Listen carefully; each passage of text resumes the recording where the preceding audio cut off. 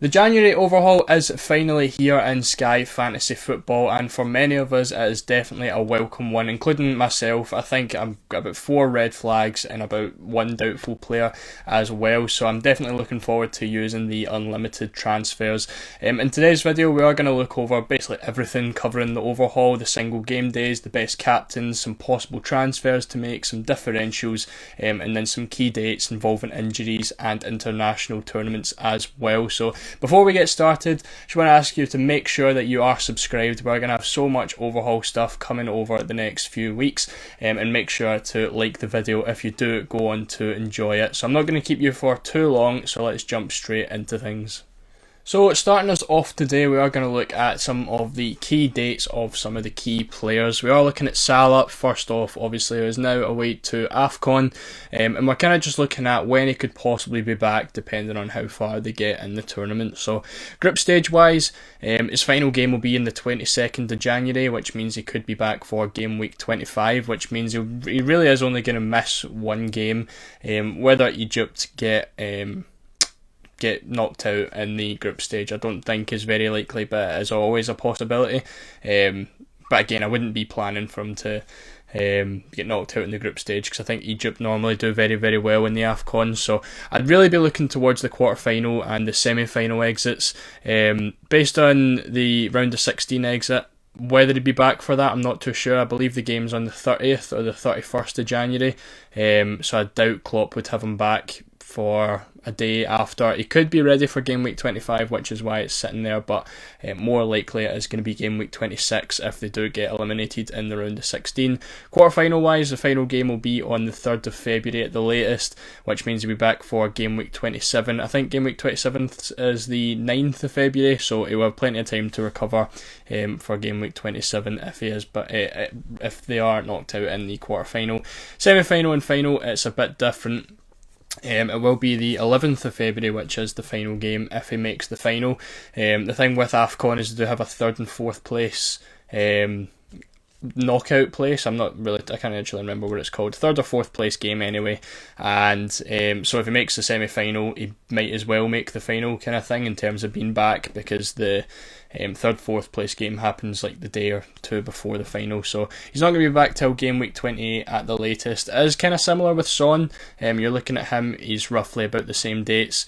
If he does get knocked out in the semis, then we will be back a game week earlier than Salah does, but if they make the final, then he'll be back game week 28 as well. I think with most of them it is kind of the same. Obviously when you're looking at like Hwang Hee-chan and stuff as well, they will be the same as Son, because the rounds don't change.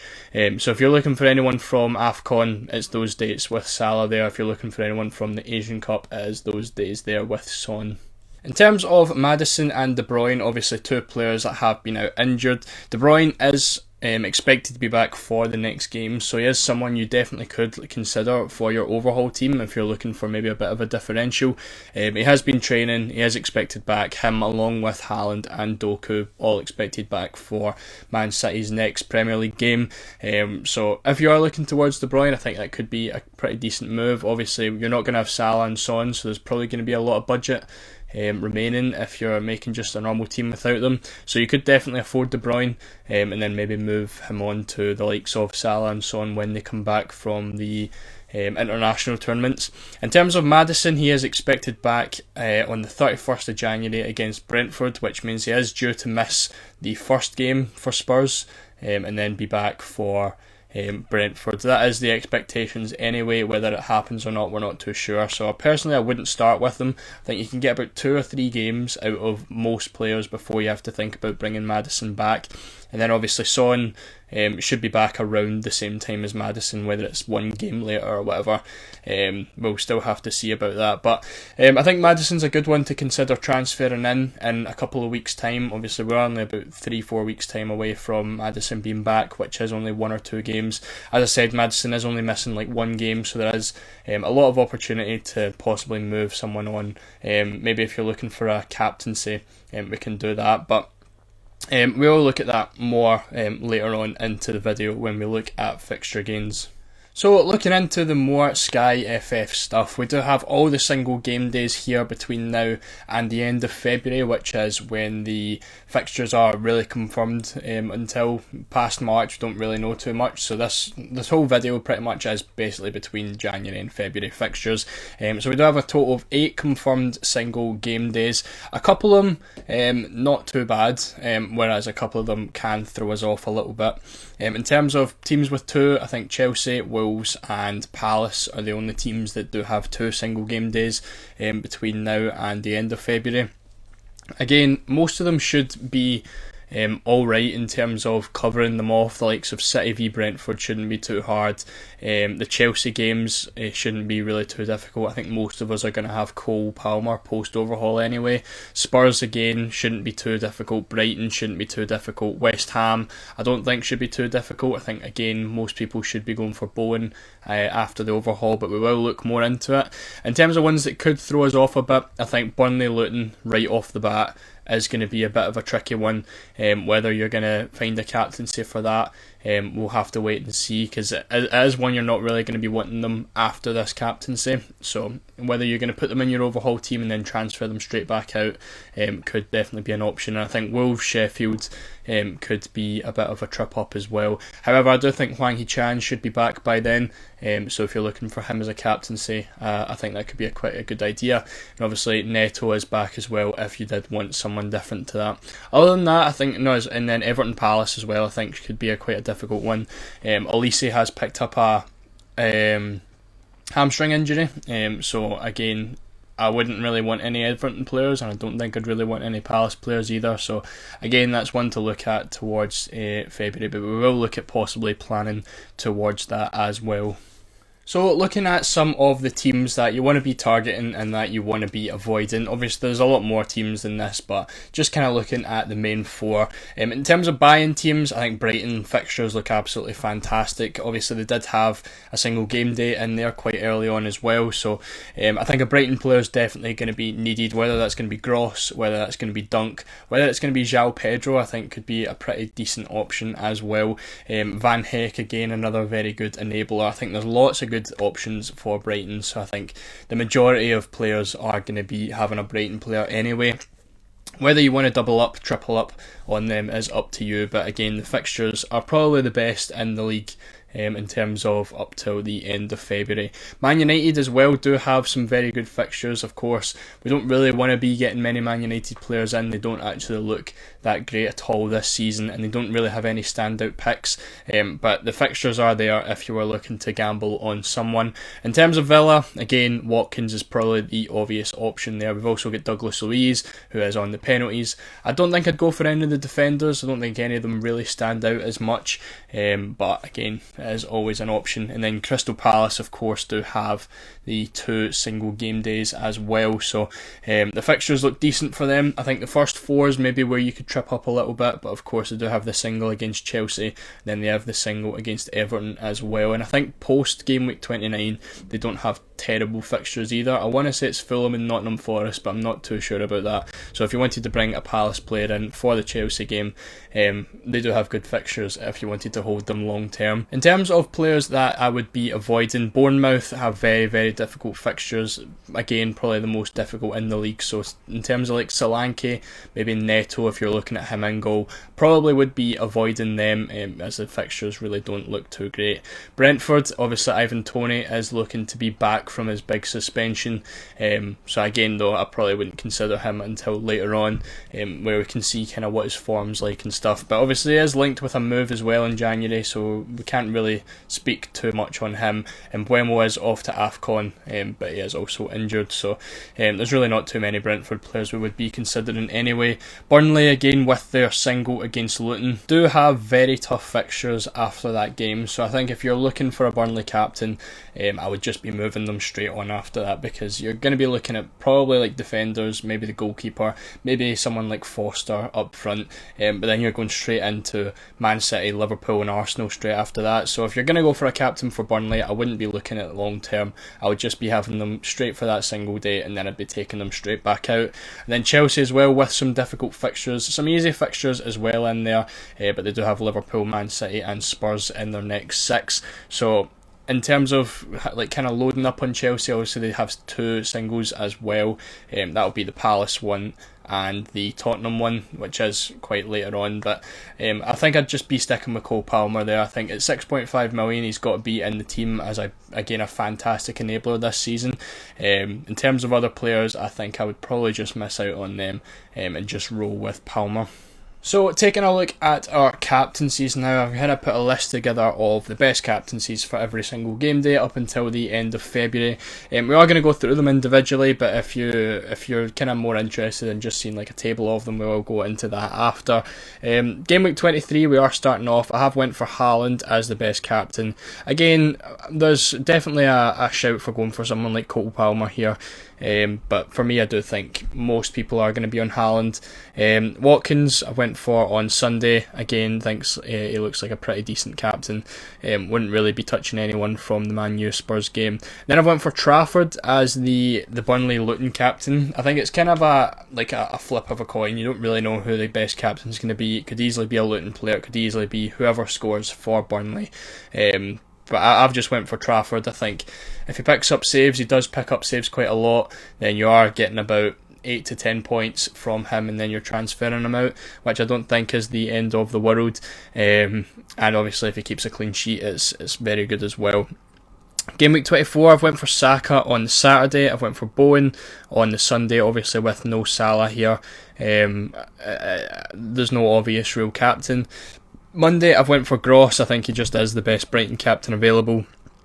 Game week 25, I went Saka, I went Haaland, and I went Bowen. Again, feel free to pause the video if you want to kind of look into these a bit more, but I'm just going to skim through them and then we'll look more into it when we see the table in a minute. Saturday, I went for Trippier against Luton at home. Sunday, it's where I've went for Solanke against Nottingham Forest. I think he does stand out a bit. You could go for someone like Palmer as well, but I do think Solanke is the better captain on the day. Monday, Haaland, obvious one there.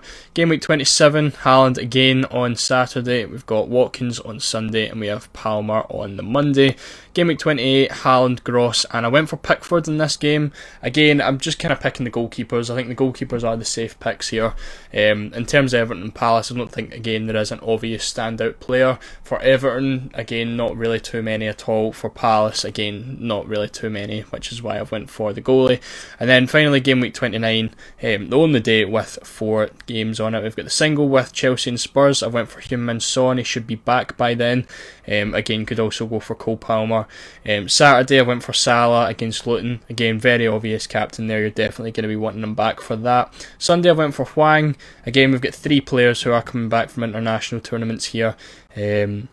So again, you might have to save some transfers back for that. Then Monday we have went for Bowen against Brentford. So looking at the actual best captaincies, this is more of a list here. Of where who the best captains are. This is how many times the captains are appearing. Again, this is obviously just my opinion on who the best captains are for every day, but for me, I think Haaland, best captain 5 times in the next 2 months, Bowen 3 times, Gross twice, Saka twice, Watkins twice, is really what you need to be looking at. Obviously, if there's one captain, it can kind of change. Like Trippier's there once, you don't have to have Trippier. There is other captains you can go for, the same with Solanke, Pickford, Trafford, etc. But for me, I think Watkins, Saka twice, Gross twice, Bowen 3 times, Haaland 5 times are players I think I would be wanting to have at least between now and the end of February. We do have all the single game days again here, and then the number of singles they've got. So Brentford also have 2 singles as well. That will be the one against City and the one against West Ham. I didn't mention that one earlier. So looking at our fixture gains then for the next couple of weeks, one that I've really noticed is this Brighton one here on the 22nd of January. Over the likes of Arsenal and stuff, you are really looking at a 4-for-1 with this captaincy. So I don't know if it's obviously very early on, so you're not really going to be making use of 4-for-1s. You would just start with the Brighton player, but it is worth noting they've got 4-for-1 over Arsenal, a 4-for-1 over Brentford, over Bournemouth, over Chelsea, over Liverpool, over City, over Forest, over West Ham, so again, it's nothing really to fully be considering, because this is Brighton's first game. It could maybe be an option if you wanted to start off with a Burnley player and then move them on to the Brighton player there and get the most fixtures short term out of it. So someone like Bayer to someone like Dunk could be a good move if you want to save some money in the bank. It's definitely an option there. It's also worth noting that later on, a couple of weeks after, we do have a lot of 3-for-1s over Brighton, which is right there. Brighton only have one game against Spurs. You're looking at 3-for-1 with Arsenal, a 3-for-1 with Bournemouth, a 4-for-1 if you need a captaincy for here with Brentford, 3-for-1/4-for-1 with Chelsea, 3-for-1 with Liverpool, 3/4-for-1 with City, 3-for-1 with Forest, and 3-for-1 with West Ham and Wolves. So again, you are getting all these fixtures out of Brighton short term, and then they lose all the fixtures to all the other teams that they gained on after that. So again, if you've got loads of transfers to spare, could be something you make use of. Brighton obviously don't have this captaincy, but you are it's not like one where you can have Brighton short term and then take them out here and then keep them out, because they do have Sheffield and Everton, and then after that I'm pretty sure they've got pretty good fixtures after that as well. So Brighton, they've got Sheffield, Everton, then they've got Fulham and Forest. So you are going to want your Brighton player back. So it's maybe one that you just miss out on if you are maybe running low on transfers a little bit. But if you're kind of swimming in the transfers right now, I think that is a decent one, because Spurs away is going to be a difficult fixture. And again, if you're maybe looking for a Chelsea captain, you could move to a Chelsea player, and that way you miss out on Spurs for Brighton as well, and you get the extra fixture gains out of it. There is also the option of staying clear of Man City players off the start. Obviously Newcastle away is going to be a difficult fixture, and then looking between that and their next game, which is right here, you are looking at like 2 games before City play again, so you're talking a difficult fixture for Newcastle, for Man City. You could get Palace and Forest out of any Arsenal players. I think that really is the main one that I'm looking at. You could also do maybe if you wanted a Luton captain instead, you can go for that. You can go for the Luton captain against Burnley, get the Luton player against Brighton as well, and then go to the City player here. It is one where you could maybe look at starting without Haaland. Obviously we're looking at the best captaincies. I have went for Haaland here on the first day against Newcastle, but again, if you're starting with Cole Palmer, you could argue that he's the better captaincy. So you wouldn't have Haaland against Newcastle as this captain, and then you could bring Haaland back for Burnley. So as an option, as a transfer, if you wanted to, you could start with Saka. Obviously, a lot of people are talking about leaving Saka out because he hasn't really been doing as well. But you could go for Saka against Palace and Forest and then transfer him out for Haaland against Burnley. Definitely looks like an option if you weren't originally looking at starting with Saka. Obviously, we are talking about Saka's captaincies. We do have him captain in those first 2 days. After that, he's not there at all. So you're really getting these 2 games captain out of Saka, and then you can move to Haaland for the Burnley game, then you don't have to worry about Saka again. Next up, we're looking at Chelsea players. Obviously they do have 2 captaincy days here which are very close together, which is very useful. If we want to look at some gains there is some potential for 5-for-1s. Obviously if you Cole Palmer here, this doesn't count as a 5-for-1 because he's already your captain, so it's really only a 3-for-1, but they're basically getting the majority of the game here. 1-1, 1-1, 1-1, 1-1, 1-1. There's literally like two teams that they don't have a 3-for-1 over with the Monday and Friday games. So you're really going to be wanting a Chelsea captain here. Obviously Palace are in here too, so you could maybe look at a Palace player, that way you get a captaincy for this Everton and Palace game. But I'd really be looking towards the Chelsea guys. Someone like Nkunku could be quite good. Something I did put together was going for the Brighton guys. Whoever you're going to go for Brighton. Obviously we did have the captain for Solanke as the best date, which is this Sunday here. I can go look at that on this. So game week 26, Solanke best captain against Nottingham Forest. If you did want Solanke, obviously we did say avoid Solanke earlier on in the video because of the difficult fixtures.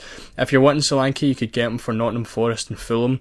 If we go in the 3-for-1 bit here, you could bring him in after this Palace game. You could bring him in for Nottingham Forest and Fulham, which gives you these fixtures, and you can captain him against Nottingham Forest, and then you could move him on to someone like Nkunku. Gives you a bit of a daisy chain there.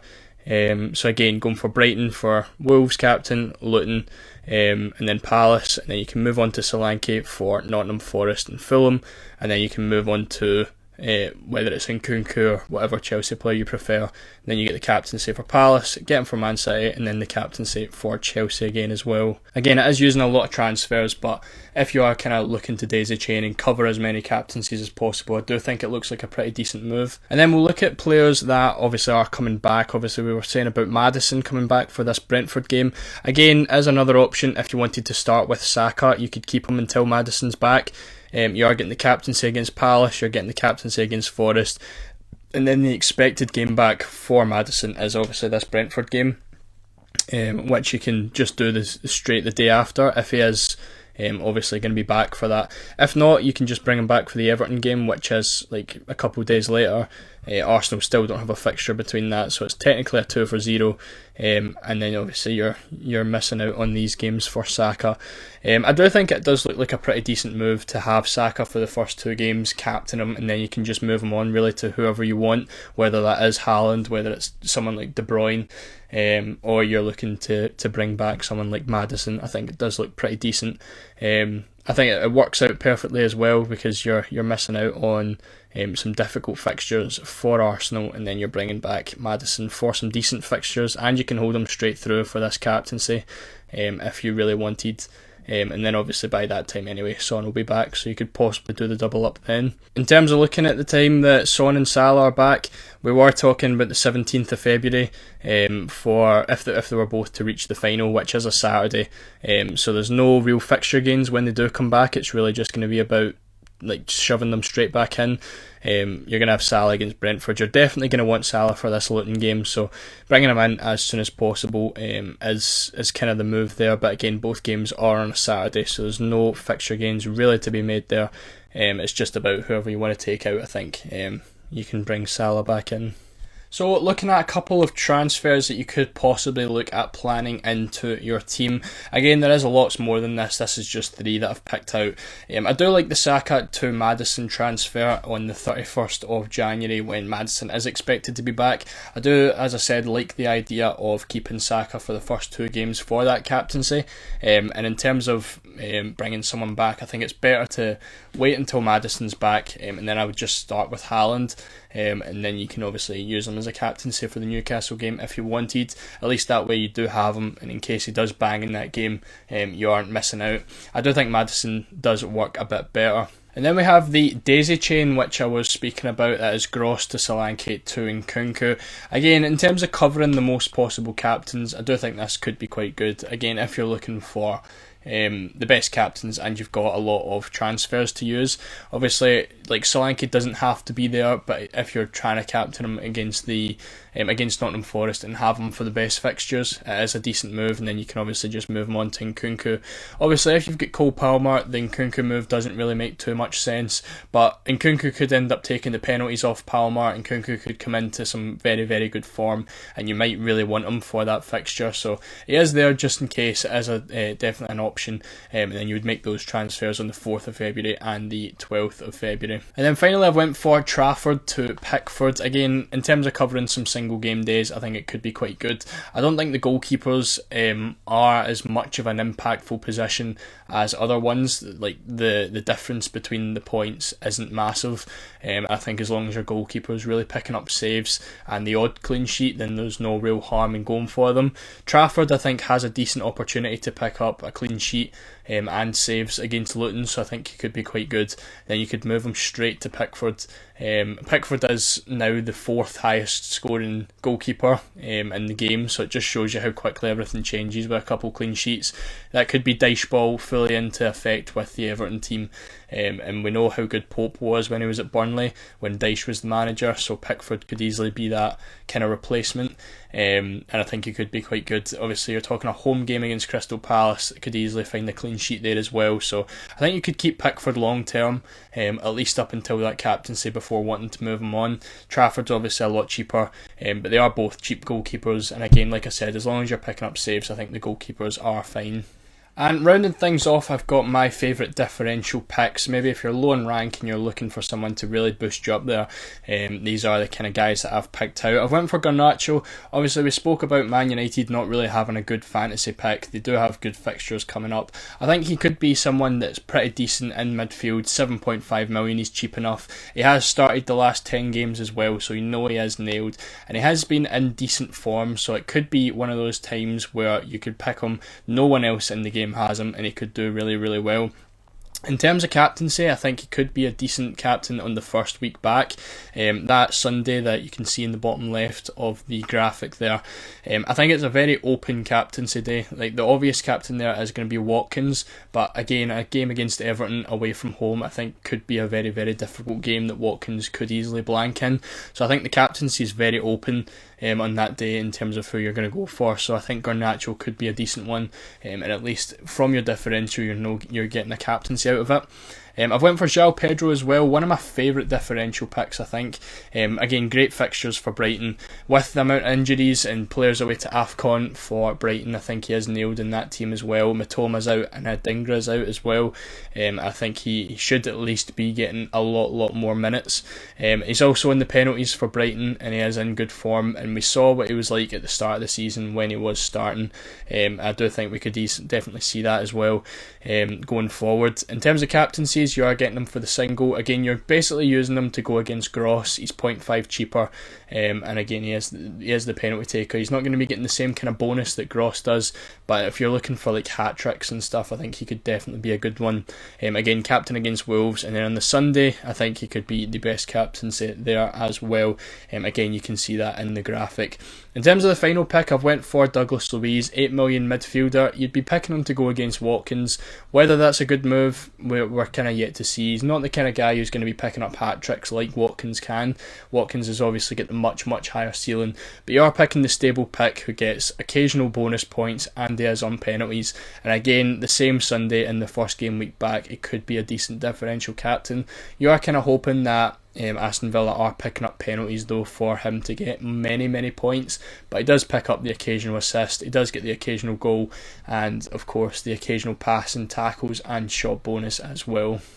But that is going to round off this overhaul video. If you enjoyed, make sure to leave a like, and again, if you are new, make sure to subscribe, because this is the first of many overhaul videos that will be going out on the channel. Hopefully tomorrow I will have a first draft video out as well, so make sure you turn on notifications so you know when that comes out. But again, thank you so much for watching, and I'll see you all in the next video.